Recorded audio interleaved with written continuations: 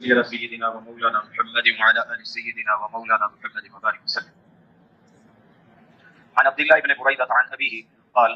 قال رسول الله صلى الله عليه وسلم ما من أحد من أصحابي يموت بأرض إلا بعث قائدا ونورا لهم يوم القيامة. رواه الترمذي. حضرت عبداللہ بن بريدہ رضی اللہ تعالی عنہ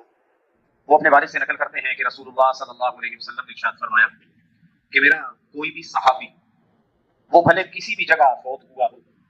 مکے میں، مدینے میں، یا دور دراز کے کسی ملک میں، جہاں بھی میرا کوئی صحابی فوت ہوا ہوگا،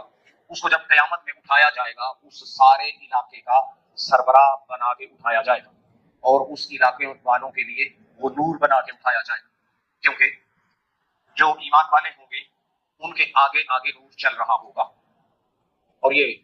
ایمان کا نور اور صحابہ بھی نور بنا کے اٹھائے جائیں گے۔ گویا کہ ایمان والے پہچان لیں گے کہ یہ فلاں جانب صحابی ہے، پھر انہی کے پیچھے چلیں گے اور وہ صحابی ان کو جنت میں لے جانے کا باعث بنے گے۔ ہر کوئی جنت میں جو گروہ جائیں گے جماعتوں کی شکل میں اور ان کا سربراہ بنایا جائے گا، تو جہاں جہاں اللہ کے نبی کے صحابہ دفن ہیں اس علاقے والوں کے لیے اللہ کے نبی صلی اللہ علیہ وسلم کے صحابہ ہی کو سربراہ بنا کے اٹھایا جائے گا۔ تو یہ اللہ کے نبی صلی اللہ علیہ وسلم کو یا کہ گارنٹی دے رہے، ضمانت دے رہے کہ میرے صحابہ وہی سربراہ ہوں گے، یعنی کوئی جتنا بڑا بھی نیک، جتنا بھی نیک ہو اس علاقے میں صحابی سے زیادہ نیک نہیں ہوگا، صحابی ہی ان کے قائد و رہبر و رہنما ہوں گے۔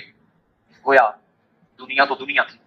مرنے کے بعد کے لیے بھی اللہ کے نبی صلی اللہ علیہ وسلم صحابہ کی ضمانت دے رہے کہ یہ پکے جنتی ہیں، بلکہ دوسروں کے بھی جنت میں جانے کا باعث بنیں گے۔ اتنا اونچا رتبہ اللہ رب العزت نے اپنے نبی کے صحابہ کو عطا فرمایا ہے، بلکہ رسول اللہ صلی اللہ علیہ وسلم نے تو یہاں تک ارشاد فرمایا کہ میرے صحابہ، اور جنہوں نے میرے صحابہ کو دیکھ لیا، ایمان کی حالت میں یہ شرط ہے ہر جگہ، اگرچہ حدیث میں تذکرہ نہیں ہے کہ جس نے مجھے دیکھا یعنی صحابی، اور جس نے میرے صحابہ کو دیکھا، صحابہ اور تابعین،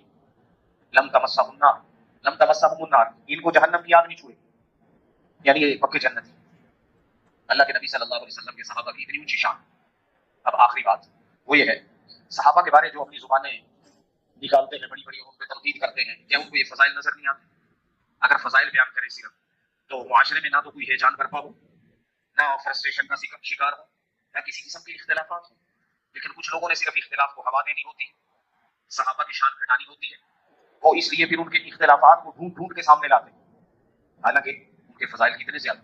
اللہ رب العزت صحابہ کے ان فضائل کو مد نظر رکھتے ہوئے اسی کے مطابق ان سے محبت اور ہمیں عقیدت نصیب فرمائے۔